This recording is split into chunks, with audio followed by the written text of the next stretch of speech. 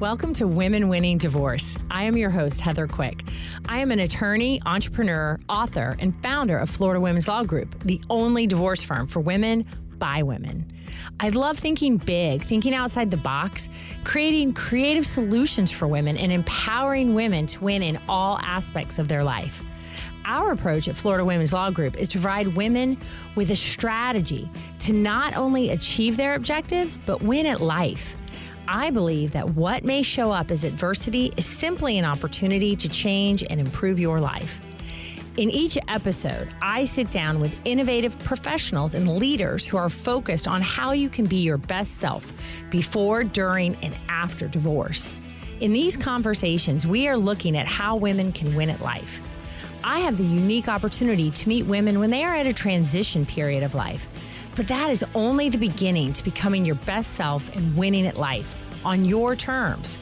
With our guests, we enjoy the opportunity to explore ways all women can win and enhance their life, no matter where they are in their journey.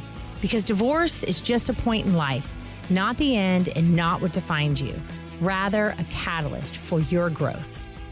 Welcome to this week's episode of Women Winning Divorce. I'm Heather Quick, owner and attorney at Florida Women's Law Group. Today, I'm joined by Ali Kessler, the mother of Greyson Kessler and fierce domestic violence and family law reform advocate. She has championed the passing of Greyson's Law this past year in 2023 and is the founder of Greyson's Choice. And we are so honored to have you here today, Ali. I'd also like to preface today's show by saying this will be heavier than usual because we will be discussing the harsh reality of domestic violence today. So welcome, Ali. Thank you. Thank you for having me. When you asked, I always say, I will never say no to speak and share my story because it's just so important for everyone to hear what happened to us and how it could have gone very different. Absolutely. Absolutely. Well, we thank you so much. And before we begin, I want to say what you have endured is unspeakable. And I commend you for having the strength to do everything you've done today and that you keep doing and to come on the show and talk about what happened to you and your son. And I just want to start off by asking, can you share a little bit about Greyson so that we can honor him? Yeah, absolutely. Greyson, gosh, he was just the cutest little kid. He was 4 when he passed, and he was incredibly smart and creative and funny. We nicknamed him Gigs because of his infectious laugh when he was like a newborn. And he was just the light of my life. He was the light of everyone's life. Everywhere he went, he was the star of the party and everyone's best friend, and all his play groups and all of our, mommy and me classes that we attended. He was just anything a mom could hope for in a child. Oh, that's amazing. And thank you so much for sharing that. And can you share a timeline of, let's get in to help those listeners who don't know the background and story, just a little bit of a timeline at the beginning of your relationship with your father. Yeah. So I was living in New York City. So that this was in 2015. And we met on a dating app. In the very beginning of 2016, we went on like 1 or 2 dates. I'd say for about a month we dated. And then I got a job offer back here in Fort Lauderdale that I felt like I couldn't pass up. And it was for a big agency, and they paid for my relocation. So that's what I did. I moved back where my family is. And it was like God's intervention, I think, because I found that I was pregnant about 2 weeks after I moved. And, knowing that my family was here, I couldn't have lived in a 3rd story walk up in New York City. So you were here in Florida, and to begin with, Greyson's father had no interest in having a baby or being legally responsible. Is that correct? Nope. I got all of these messages, emails, texts, stating that need to have an abortion, that he wants no involvement. He was moving to China. I'll never hear from him again. This is not the way to bring a child into the world. And if I do it, I'm 100% on my own. And just started saying all these things. He told me he was in a cult and that he had severe PTSD and just all these crazy things to get me pretty much to not have the child. And at the time I was 39 and I decided as an opportunity to be a mom. And like I said, it was God's intervention because I moved back to Florida for a job offer and he had something else in mind. Now, after Greyson's father indicated interest in being involved, was there always an abnormal undercurrent, in the relationship, or was there a turning point when an act different? Not really. The course of my pregnancy, he was not around at all. We stopped communicating altogether. Right after I had Gray, I guess somehow he found out and sent some gifts from my registry to my house. And then asked if he could meet him. And I'd say within a month or two, he came to visit and he brought a paternity test from CVS with him and swabbed Greyson's cheek as a newborn. And of course, found out that he was a father, like I said all along. And then within 6 months, he filed for paternity and 50% custody. And, that after he filed and began that procedure, how long? I guess obviously he relocated as well. Yeah, so he moved to Florida, say when Gray was about 3 months. And I, obviously allowed him to have as much time with him as possible at my house. I was breastfeeding and Gray was a newborn. He didn't have anything at his new apartment, for babies. And so he basically just came to my house, spent time with Gray. We'd sometimes do outings together, all three of us, just to, walk around the block or something local. But all of his visits were with me present or at least in the other room until he filed suit. And then what happened? As you went through the process, did his behavior change at all or become? It got worse. It just kept escalating. He said in the very beginning he wanted to do this without lawyers, that they would just, suck up our money and that we can, work amicably and co-parent and do all these things. And sure enough, I get a lawsuit, and everything was just very aggressive. I was sort of blindsided. Mm-hmm. And he just literally said from day one, he told me this in front of Gray, that this is not what he wanted. This is not the life he wanted, and that it will be his life mission to make me suffer. And that's what he did. Everything was contentious. Our entire, we went to mediation first, of course. And went back and forth. At first he was awarded 50% in a step up sort of program. But when we went to mediation, we agreed on, a certain day of the week or something. And then I immediately got a court order for temporary. I guess he was appealing what we decided in mediation and changed the whole thing. And the judge gave him 50%. And so I obviously within those court proceedings, you started to see this side of him where he, for lack of a better word, from my perspective, experience doing these types of things, many men similar to his father can use the system and can successfully use the system, to abuse and really harass. I have found. Well, that's what it was. I mean, every single day I got messages, and of course I saved them all, and I, hired a lawyer, when I got the lawsuit, and I sent everything to her. And every single day it was just, you're a liar, you're a fraud, you're disgusting, you're a pig, Greyson deserves better. this is not a life for a child. And then I'd get a message like, maybe we should get married. And, just completely bonkers at, nuts behavior. He had told me he was in a cult. He had told me he had, PTSD. And I think he even said once that he tried to kill himself and there were severe mental disorders. And I told the judge that, and, they said, well, it doesn't matter if a father wants the time, they're going to get the time no matter what. I mean, we weren't married, we weren't living together. And that's something that I think needs to change down the road.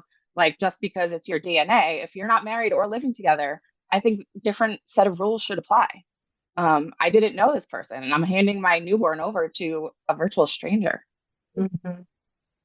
That's a great point, and we will follow up on that, Ali, because I do agree with you. It's not the same, and DNA does not make you necessarily a father. And I think it's all also in line with the behavior. So it's like, this stuff has to matter, right? And in your case, it didn't. They were like, no, DNA is all that matters. And they because they kept saying, so many fathers don't want to take part in their child's life, and that he commends it. His lawyer actually said to the judge, he moved down here to rescue his son. That's what he said. I mean, it's like they just are blinded because so many, maybe fathers or parents, are not involved, but they're not seeing the real picture here. Agreed. And I have said that for years, that all of a sudden, just because the man stands up, oh, I want my child, like, does that mean that's what's best for him? And not always, but we are going to take clearly, yes. There are some more things. Of course, we have a lot more to discuss, and thank you for sharing that and your background with us. We are going to take a quick break, and listeners, please use this time to check out FloridaWomenLawGroup.com or at For Women Law on social media. We have podcast episodes and other resources available. We'll be right back with Ali Kessler to continue our conversation. Welcome back, listeners. Today we are joined by Ali Kessler to talk about her experience in a high conflict custody case and ultimately the domestic violence committed towards her son, Greyson.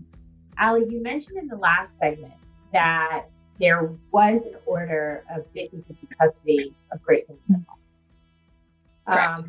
Now, even though there were threats throughout your pregnancy, the court still granted that? Yes. Like I said before that, if a father wants the time, they'll give it to them unless I could, seriously prove that he was unfit. But on paper, he looked very, he looked picture perfect on paper. He had a good job. He made more money than me. He just had, things of that value. But obviously, everyone was wrong. And I told him that for years. I mean, some of his behavior over the years were completely not normal. And I just choked it up to, he's just nuts.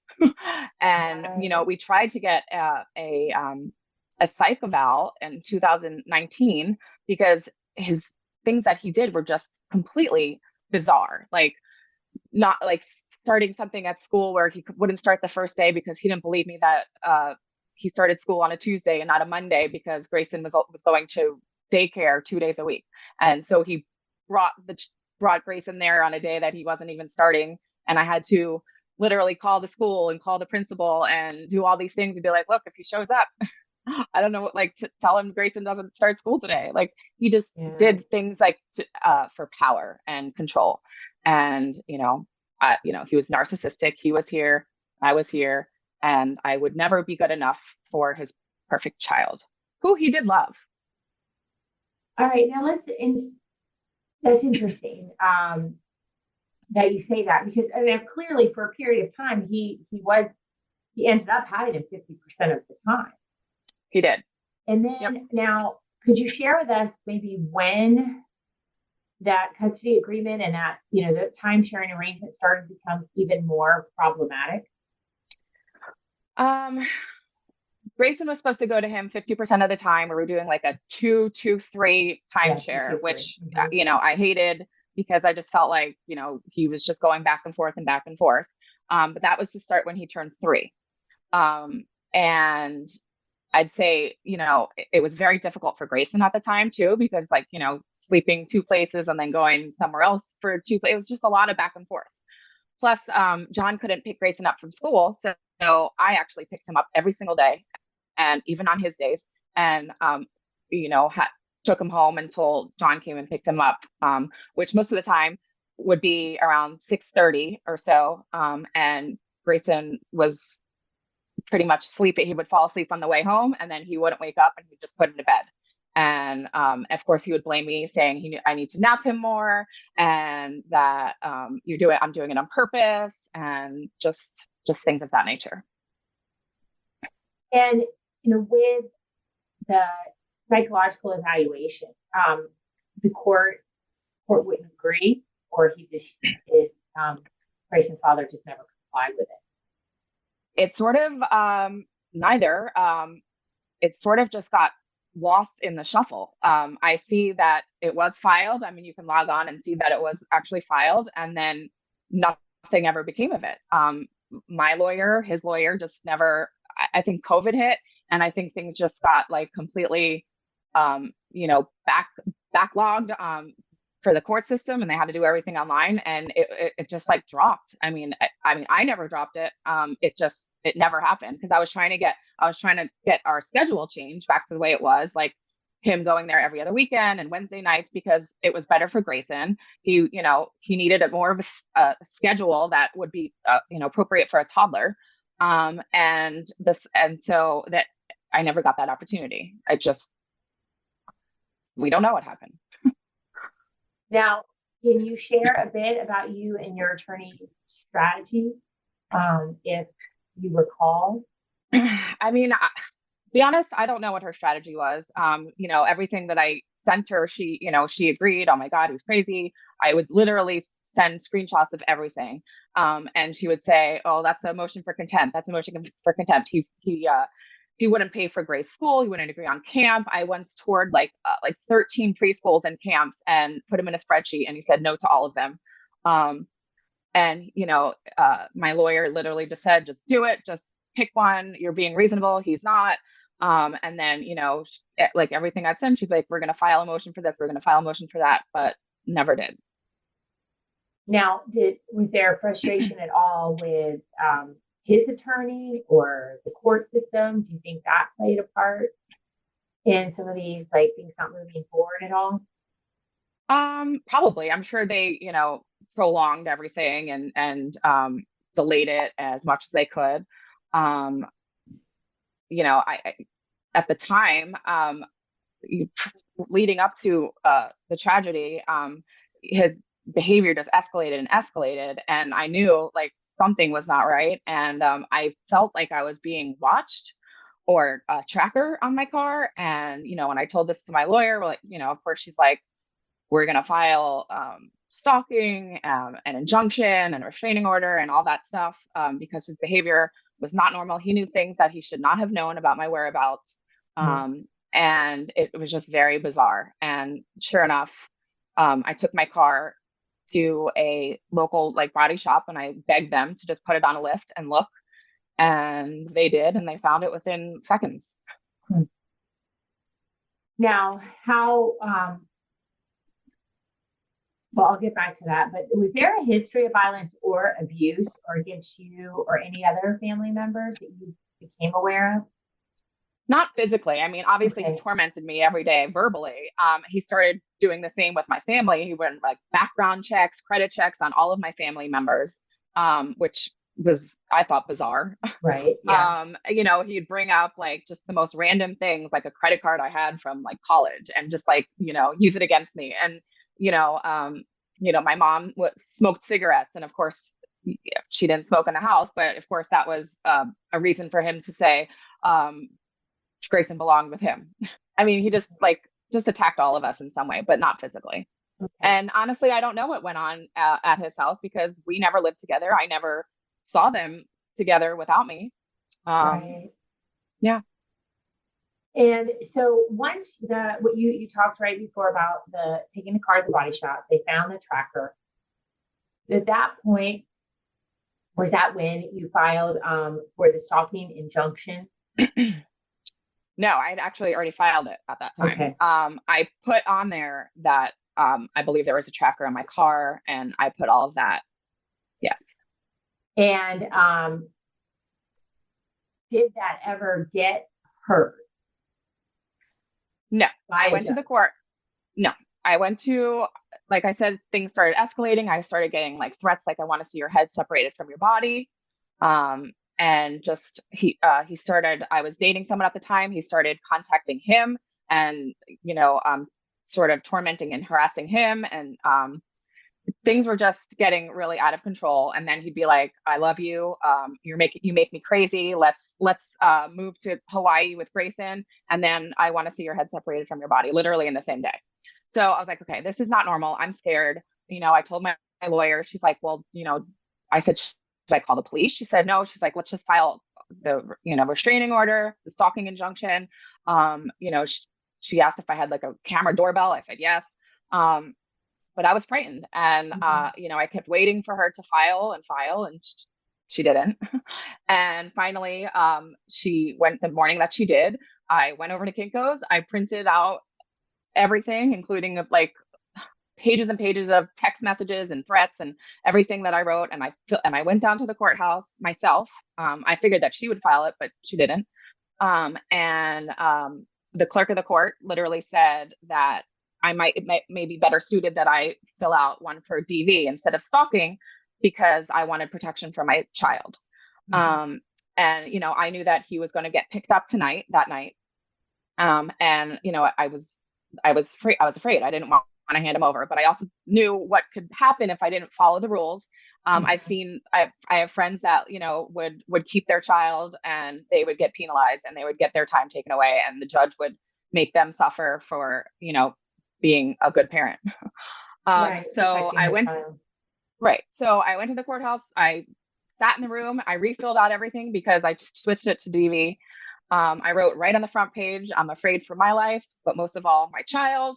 I cited, quotes. I cited all the papers, the text messages and emails and everything. They told me I had to come back, and that if it was granted, that a police officer would either meet me at my house or his house to tell John that he couldn't have Greyson. So I waited and waited. And of course, it was time for him to get picked up.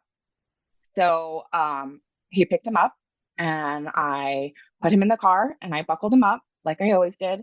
And I told him I loved him and that I was pulling my string and that I would see him tomorrow because I pick him up from school every day. And I gave him a kiss, and they drove away. I knew I had to leave and go back to the courthouse to pick up the decision.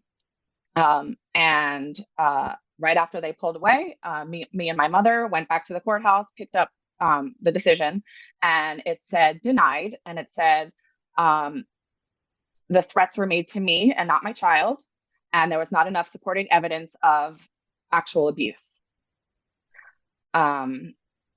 Now, little did I know that there was indeed a tracker on my car, and he had tracked me to the courthouse and knew that I was doing something.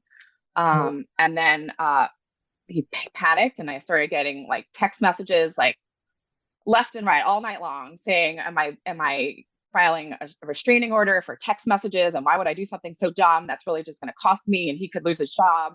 And of course, being that I'm used to years and years of getting messages like this, and he's a narcissist, you just ignore. I always ignored. I never responded to any text unless it was literally about logistics or Greyson. I never responded. So I never responded. We used an app called Talking Parents as well, which we weren't even supposed to be texting. And of course, he broke that every single day. And I started getting messages on Talking Parents saying, how dare I do anything? And if that's what you're doing, then I guess it's your day, right? You can, he said, I'm feeling a little under the weather. I'm going to keep Gray home today and you can come pick him up. And so I assumed that he was just going to spend the day with Gray. And of course, I called the teacher the next day and he was not in school. And I said, please let me know if he called. I said, did anyone call him in sick? Or, please let me know if anyone calls and let me know if he's in tomorrow. Because again, I pick him up from school. So I needed to know if he would be there. That day, I just had a very strange feeling. And that's when I took my car to the shop and they found the tracker. I went immediately to the police. I filed a police report with the tracker. I showed them the injunction that I had filed the day before, and then it was denied, but they took notice of it because it did have threats. They said that they were going to surveil my house for the night, or for, I don't know for how long, and go from there. So I was like, okay. The next day, I was like, okay, I'm going to pick up Gray. He's not in school. I called his teacher. He's not in school. It was my day. And I get to his apartment building where it's gated and there's a doorman, and the doorman wouldn't let me in, even though he knew me. I called the police. I asked for an escort to go get my child. It was technically my time at that time anyway.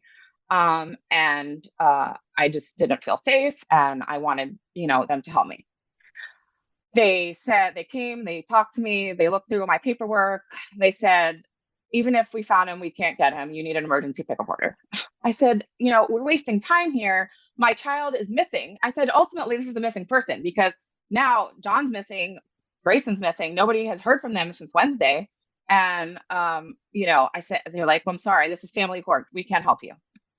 It's like, once you touch family court, police just walk away their hands. So, of course, I filed for an emergency pickup order. It was denied, saying that there didn't seem to be enough cause. And again, even though it was technically my scheduled time. Right. And then that whole day, I was just searching for Gray. I called, Child Protective Services. I called any kind of hotline. I called Sheriff's Office, BSO. I asked for literally about 5 welfare checks for them to just go knock on the door, which they did. They would go and knock, and they wouldn't get an answer. And then they would just leave and say, sorry, no one's answering the door. And I said, well, there could be someone dead inside. How could you not try to get in there and break in there? And I'm like, they're missing. I had someone that lived in his building verify that his car was still there. And they hadn't heard from him either. I called his parents in New Jersey and sisters in New Jersey. They hadn't heard from him. They tried calling. They hadn't heard from him. And at this point, I'm just like, what am I supposed to do? Like, I don't even know what to do anymore. I thought maybe he kidnapped him, took him to Jersey. I was about to get on a plane. I don't even know what was going through my head. The time goes by, and now we're in it's dark outside, and a friend of mine suggested that maybe I hire a locksmith. So I found out who the owner of the condo was, who actually lived in another state, and asked if it'd be okay if I get a locksmith to break in. And they agreed. So I found a locksmith that was willing to do it, and FaceTimed with the owner to give them permission. And finally, around 11 p.m., I had the locksmith there. And Fort Lauderdale police came and met the locksmith, and they broke down the door. But I had to hire someone to do it. And sure enough, they found them. I was not there. They did not want me to come. I didn't hear from anyone. Sorry. I didn't hear from anyone for like 5 hours. And I was just beside myself. I was in a ball in my closet, just not knowing what was going on. And finally, around 5 a.m, a Calgary of police and a priest come to my door and say that they were both gone dead. And that was it. And then I died. My life is over. And that's how it happened. And, just all of the injustices between, the police not getting involved, not helping, not doing anything. I actually watched the videos of the body cam footage, and they're like laughing, and they went the next day when they were already dead, and like, what are we chasing ghosts? What are we doing here? I mean, they were just so disgusting. They wouldn't obviously help me. They wouldn't try to find Gray. Obviously there were 3 judges that touched this case in one weekend, and none of them helped. None of them saw the need. However, that next day I did get in the mail that my stalking injunction was approved, and it was the exact same documents and information that I had turned over for the DV, and they believed me to be in danger, and that I would have a restraining order, and that our time sharing pickups and drop offs would have to be at a police station. And yeah, I just think that's absolutely insane that they saw him to be enough of a threat for me. And then we'd have to give our child to, at a police station, and that he was okay to have a toddler in his care.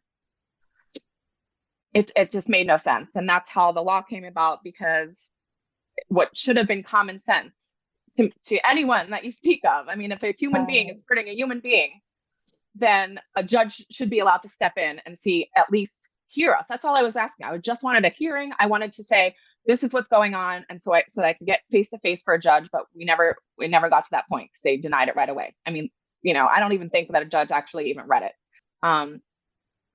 And yeah, and that's how, the law came about. I had people contacting me. They read the story, they saw everything online, the news. And I am not afraid to say, who failed me. And ultimately, if that, injunction was approved, I would have kept Greyson home that night.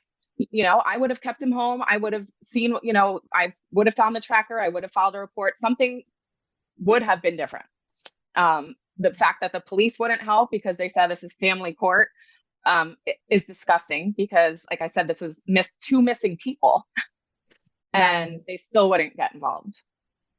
And also that they allowed, when you're asking for a wellness check, that's the whole point. Is anyone there? And not only that, but when I called his family in Jersey, they called the police and said, I believe my brother killed himself and there's a toddler stranded in the apartment. And I have that on I have the call. And they still didn't go in. They still didn't reply. They said, well, why? The person said, well, why do you think that? And she's just like, I have a feeling. And the person literally said, a feeling is not enough cause. Yeah. Now, did you know he had a gun? That's something No. you're aware of? No. And that's something that I believe should change. I believe that if we have to give our financials up and everything about us when we do our time sharing plan, I think just a little checkbox saying, is there a firearm in the home? It's not pro, it's not it's just, I think the other parents should be aware. That seems reasonable. Yeah. It's just yes or no. Yes or no. Mm-hmm. Absolutely. Now, when, you said you reached out to his family. Yeah. Were they aware of, what had been going on and these threats to you that he had made? Not at all. They were aware that, John was angry and didn't, had negative feelings towards me, but and his mother did say that he was angry, but he would never hurt that baby. That day when I was calling, she's like, he would never hurt that baby. And no, I mean, they had no idea of the torments that I received every day. Of course he wouldn't. I mean, what is he going to say? They all thought, he was picture perfect. They knew he had they knew he was mentally unstable from other things. And I think that day, is why they called the police and said all of that.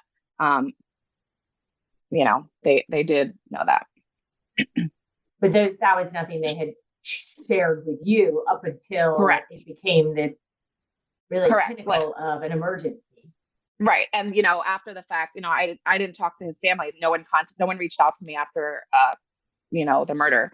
I became the state, the personal representative of both the states, which is a nightmare in itself because I found all of the gun charges. And it's still going on. And they literally said that their mother was in debt from all the therapy that she put John through and that she's still paying. And I said, well, all of that would have been really great to know when I was going through a custody case. Yeah. And they all knew, and nobody thought, hey, maybe we should do something. They all have young children. He has 3 sisters, and nobody divulged anything.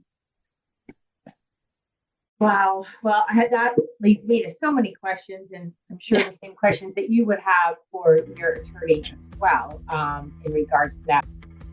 It's so much. I thank you for sharing. We're going to take a quick break, so our listeners can please visit not only our social sites at forwomenlaw.com, But please, if you are enjoying this, leave us a review so others can hear this impactful episode. And we will be right back. All right, welcome back from our break, listeners.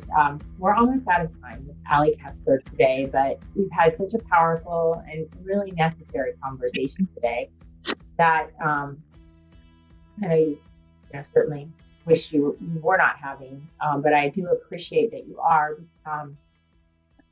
When it comes to domestic violence, and it becomes particularly with a narcissist, this is very common behavior that certainly from my side, our side of the table, we see very clearly. But I think part of the problem is, how do you communicate it in a way, or how do they hear it? How do the judges hear what needs to be heard and see what needs to be seen? And what do you find is the biggest misunderstanding or misconception when it comes to domestic violence or domestic violence survivors? Well, a couple things. One, they said because I didn't have like physical scars, they don't really believe it to be abuse. It's called coercive control. It's real. It exists. Our first go around with Greyson's law included a lot more about coercive control, and it did not fly with Senate and the House. And I had the Florida bar help rewrite it, and it did, actually get past the second year, but a lot was missing from it about coercive control, because again, to the courts, it's really hard to prove. I always say to people, make sure you screenshot everything, save everything, because that's all you have. You don't have like bruises like, a regular, you would think, domestic violence. Also, they tend to think that women are hysterical and make up things just to get their way or, get their child. And they just don't believe. And like I said earlier, when they do actually step up and maybe keep their child, they get penalized. So, I've known people that actually lost some visitation rights just because their child is being physically and sexually abused, and they still don't believe. They just don't believe. And that, I think you're exactly right. I completely agree with you that they believe more often, and particularly the father on the other side, especially if they're a narcissist, they're very good at turning it all so that you are the person who's alienating. Yes, them. I got messages every day that I'm parental alienation. I'm keeping Greyson from him. And what kind of parent would keep their child away from another parent? And he gaslighted I read all the emails to his lawyer, because I now have all of possession of his Google. And I went in and I'm reading all the things that he wrote back to and from his lawyer. And I was the bad guy in everything. Mm-hmm. Yet I'm not the one that killed my child. Yeah. Now you've done a lot of work with the law and trying to getting that passed.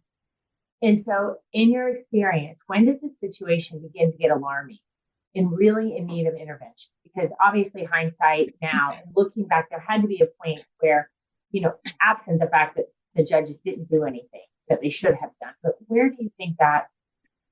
I'd say within like a few months prior, leading up to it, like his behavior started escalating. He found out I was dating someone and lost his mind. I believe that's when he put the tracker on my car. Probably I'd say like January, of 2021. And then just became very difficult. February, March, would stop paying for camp, didn't agree. Just everything was just an argument. And then ramping up, in May, like the weeks prior, when I was getting those crazy back and forth texts, I want to see your head separated. Oh, let's move to Hawaii and this and that. And then it just began, I'd say within a couple months, it really revved up. And I literally said, I'm scared. I don't and I just kept getting told, we're going to file a motion. We're going to file this. We're going to do that. And nothing was ever done. And, I mean, it took the locksmith, the FaceTime to the landlord, much more. And I mean, I am surprised you got the police to show up. I'm glad.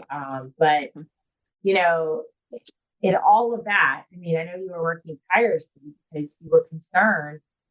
And the alternative was the fear of being held in contempt for violating. Yeah. Yeah. I mean, like I said, that at that time, I really thought he had like kidnapped Gray. And I thought they weren't even in the state. Yeah. I didn't want to turn him over that night when he came to pick him up for the last time. And I was really hoping that injunction was approved. I really wish now that I just kept him, and would have, just trusted my instincts. But, I tried to play fairly. Everything that he did, I agreed to. If he needed to change a day of, for time sharing because of work, I did it. If he needed me to do something with him, I always agreed. I always did everything I can because ultimately it wasn't for him. It was for Greyson. I didn't want Greyson to go to after school care. I didn't want Greyson to go sit with a babysitter. Everything I did was for Greyson. And he can't say the same. Right. He thought death was his only way out. And I gave him the opportunity. Even when I was, right when Greyson was born, I said, sign away your rights. Like, I won't ask for a penny. Go. And then up until, right before it happened, I kept saying, there's a few things. If you're that miserable, move back to Jersey. Greyson can spend summers with you. You can fly back and forth as much as you want. I gave him so many different avenues to go. And this is what he chose. Well, and clearly there were some serious psychological issues that he was going through that, were not brought to light, certainly to the authorities or the court. And that's the problem when it's like a feeling or, like something's not right. That was not enough, clearly, in this case. But as a result of your tragic situation, you have championed Grayson's law.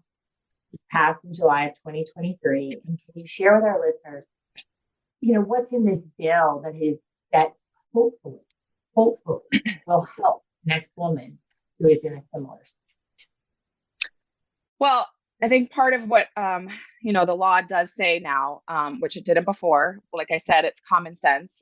If one parent is harming the other parent, that's enough for a judge to step in and look at the situation. Before, when it was my situation, they said, well, he's not hurting the child. He's only hurting you. And I said, that's ridiculous. Like, that is the most ridiculous line of thinking I've ever heard in my entire life. It's like, if Hitler had a child, he only slaughtered the Jews, but I'm sure he'd be a really great dad. Mm-hmm. So that changes. And I will say it's not just mothers against fathers. Right. Since the law has passed, I have gotten numerous people reaching out to me, including fathers that say Grayson's law saved their child's life. And although, I love hearing all of these great things because, like I always say, this has to be for something. This can't just be the end of me and Greyson. Greyson deserves more. He deserves a life. He deserves to live on. So hearing those stories that, are just wonderful, but they're very bittersweet because I just don't understand why it took a tragedy for a common sense law to happen and that we were the guinea pigs. Yeah. Now, you mentioned earlier, and we talked a little bit about the coercive control that got nixed, and that is not in the bill. Yeah. But just tell our listeners a little bit about that so that they know that word and what it's attached, because probably many of them are experiencing that. And if you could verbalize what you wanted in that bill in regards to coercive control. Well, ultimately, it was to change the definition of what domestic violence is and what abuse is. Because I said you don't have the scars, people aren't considering that even financial abuse is abuse, and verbal abuse is abuse, and all of the behaviors that he had were all, I didn't know it at the time either, but I was abused for 4 years. And a lot of parents have it worse. The parent wants to control every situation, including, like I said, the child's life. They use them as pawns. Their financial aspect. They either drain their bank accounts with lawyers or, hold it back in some way. And they just literally use gaslighting and manipulation to get their way. And it's really hard to prove. It is. I do know that. Now, are there any organizations or people that helped you in your journey to get this bill adopted? Well, obviously, the Florida Bar helped, and Senator Lori Berman was one of the first people that championed this, to get this passed, along with Lauren Book, who initiated pretty much everything. She lives in my district, and they definitely made it happen. If it weren't for, and then the second year, Representative Hillary Kessler picked it up and said, "This is a no-brainer. I'm on." And Lori Berman and Hillary Kessler, got it passed. They took it all the way through House and Senate, and I was there. And every single House and Senator became a co-sponsor, and every light turned green when it came time to vote. And it was completely bipartisan. That has never happened with any bill. Wow.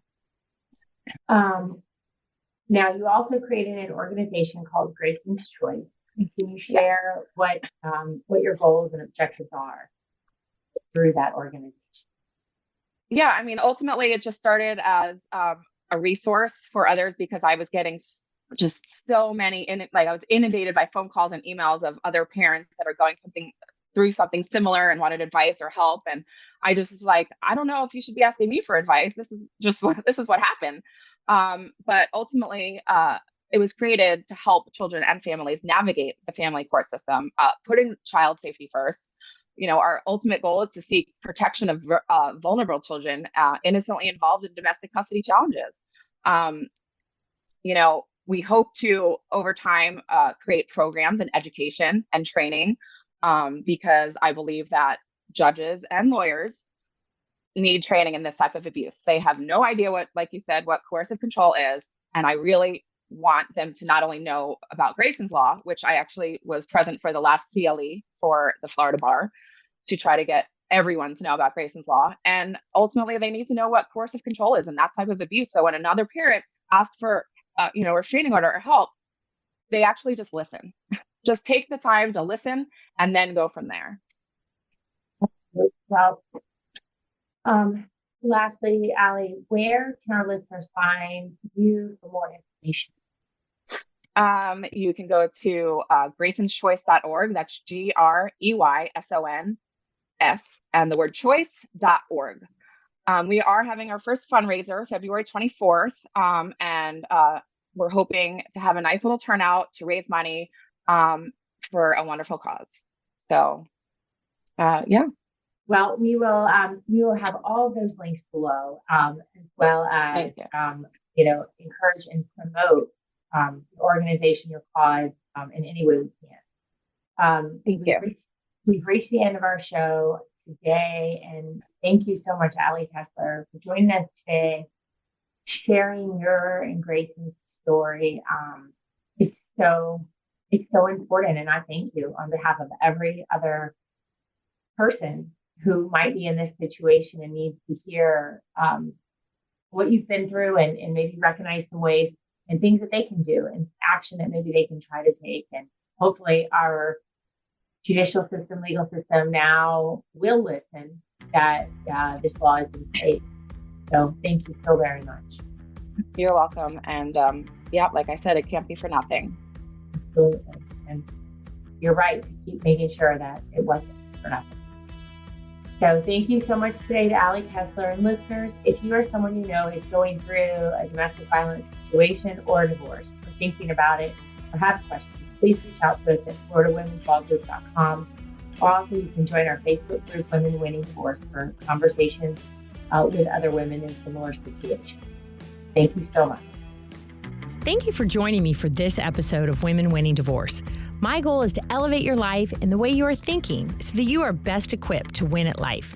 If you enjoy the show, please subscribe so you automatically get my new shows every week.